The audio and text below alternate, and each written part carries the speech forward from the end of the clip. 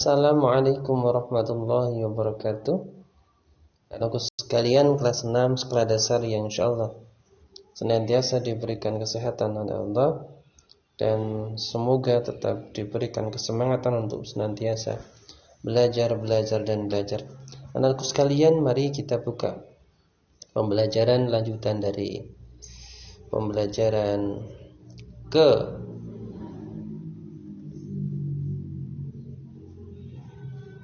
8 tentang senangnya berakhlak terpuji. Kalau di video sebelumnya kita mempelajari tentang berbaik sangka, senantiasa berpikir positif, tidak punya prasangka buruk terhadap siapapun. Nah, kali ini kita akan mempelajari tentang sikap simpati. Apa itu sikap simpati? Sikap simpati digambarkan dalam cerita daun teratai dan kangkung di halaman 79 dan 78. Nah, untuk cerita ini kalian boleh baca sendiri di rumah, di bukunya masing-masing, baik buku secara cetak maupun buku yang ada secara offline PDF. Untuk menyingkat waktu, langsung saja Pak Roh menjelaskan. Nah, dari cerita di atas tentang teratai dan kangkung, anak-anak, kisah nenek Ipa dan kedua cucunya Adi dan Ani sangat menggugah emosi dan simpati kita. Ini seperti cerita kisah Upin dan Ipin. Masih banyak saudara-saudara kita yang hidup susah di desa. Bahkan di kota besar yang padat penduduknya itu luar biasa banyak dibandingkan dengan keadaan di desa.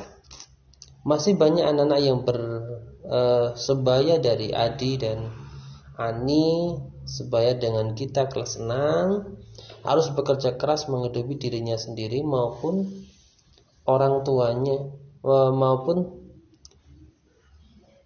kakek neneknya, menghidupi kehidupannya untuk kebutuhan sendiri maupun keluarganya. Mengapa? Karena ada kisah teman-teman kita yang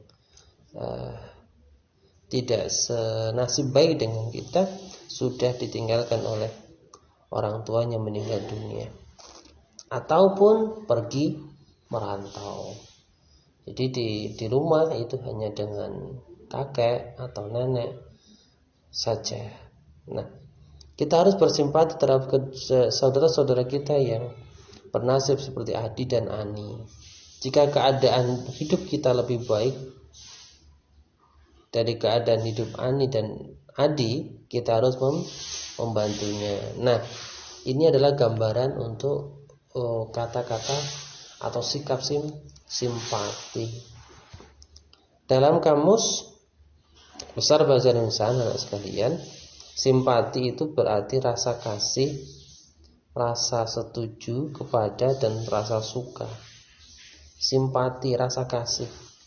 Secara umum, kata simpati dapat diartikan sebagai perasaan kebersamaan secara sosial hingga seseorang dapat merasakan perasaan orang lain, merasa diri kita itu sama dengan Adi, dengan Ani, karena sebaya, merasa sama-sama manusia, sama-sama seumuran, cuman beda nasib. Kita nasibnya lebih baik, Adi Ani itu lebih tidak baik daripada kita, maka kita merasa punya simpati, perasaan, gitu ya, secara sosial, merasa perasaan orang lain, sehingga kita merasa tahu perasaan Adi dan Ani itu bagaimana, gitu. Itu namanya perasaan simpati. Nah, biasanya suatu perasaan sedih dalam dirinya sendiri. Contoh, saat kita mengetahui orang lain mendapatkan musibah ketika orang tuanya meninggal dunia, kita dapat merasakan kesedihan yang sama seperti yang dirasakan oleh teman kita yang orang tuanya meninggal dan sebagainya, seperti itu. Setidaknya minimal kita punya rasa sedih melihat teman kita juga bersedih. Itu namanya simpati. Contoh simpati anak-anak. Setelah kamu memahami makna simpati, cermati contoh simpati berikut ini. Nah, ini ada contoh-contoh. Nah, mendengarkan curahan hati teman hingga selesai. Ini contoh simpati. Ada teman yang cerita masalah kehidupannya, karena kita merasa simpati, maka kita akan mendengarkan dengan seksama, mendengarkan dengan baik sampai dengan selesai. Itu contoh simpati. B. Memposisikan diri kita dalam posisi orang lain yang kesusahan atau gembira. Kita mencoba memposisikan diri kita di seperti apa yang teman kita rasakan. Itu. Jadi jangan menyuruh orang lain melakukan sesuatu yang kita sendiri malas atau tidak melakukannya. Itu namanya simpati. Ketika kita merasa mengerjakan sesuatu itu berat, sesuatu itu tidak mampu bagi kita, maka kita jangan sampai menyuruh teman kita melakukan apa yang kita sendiri tidak mampu, kita sendiri tidak kuat, semacam itu. Beri aksi nyata dengan menanyakan apa yang bisa kita lakukan untuk membantu. Nah, setelah mendengarkan cerita teman dan sebagainya, keluh kesahnya, kita karena simpati berikan pertanyaan kepada teman kita yang tadi bercerita panjang lebar itu, lantas apa yang bisa saya lakukan? Bantuan apa yang saya bisa lakukan? Nah, seperti itu. Contoh simpati, anak-anak sekalian. Nah, cara lain yang atau menanyakan apakah ada orang lain yang juga bisa ikut membantu. Nah, semacam itu contoh simpati. Nah, kemudian yang selanjutnya adalah sikap toleransi. Nah, di sini kalian bisa lihat, baca sendiri juga ceritanya. Nah, untuk menyingkat waktu agar tidak panjang durasi videonya, langsung saja Pak Rohim terangkan dari kisah di atas. Ternyata toleransi tidak mengenal tempat dan waktu, apalagi di Indonesia yang beragam suku, agama, adat istiadat, budayanya. Sikap toleran harus diwujudkan di rumah, di sekolah, dan masyarakat. Dimanapun tempat, dimanapun waktunya, kita harus senantiasa toleran terhadap orang lain yang berbeda dari kita, berbeda agama, berbeda ras, berbeda jenis kelamin, dan sebagainya. Toleran. Nah, apa sih toleransi itu? Kata sifat yang menunjukkan sikap tenggang rasa, menghargai, membiarkan, membolehkan. Jadi sikap toleransi itu sikap yang menghargai perbedaan teman, perbedaan agama, perbedaan suku, dan sebagainya. Menghargai pendirian, pendapat, pandangan, kepercayaan, kebiasaan, kelakuan yang berbeda dengan pendirian kita. Kita punya pendirian, kita punya ide, kita punya gagasan yang berbeda dengan gagasan teman, maka kita juga harus menghargai pendapat teman kita. Nah, adapun toleransi adalah sikap saling menghormati dan saling bekerjasama di antara kelompok-kelompok masyarakat yang berbeda.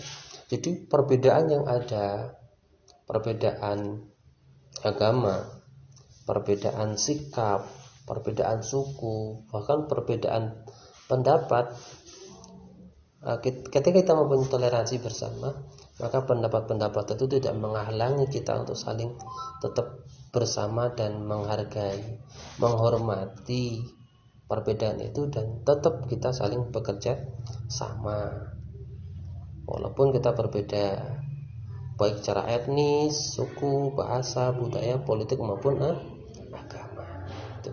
Nah, contoh toleransi ada di situ. Banyak bisa dipelajari sendiri di rumah. Contohnya itu banyak. Kita menghormati pendapat teman yang berbeda dengan pendapat kita. Ya, kita hormati pendapat itu ketika bermusyawarah.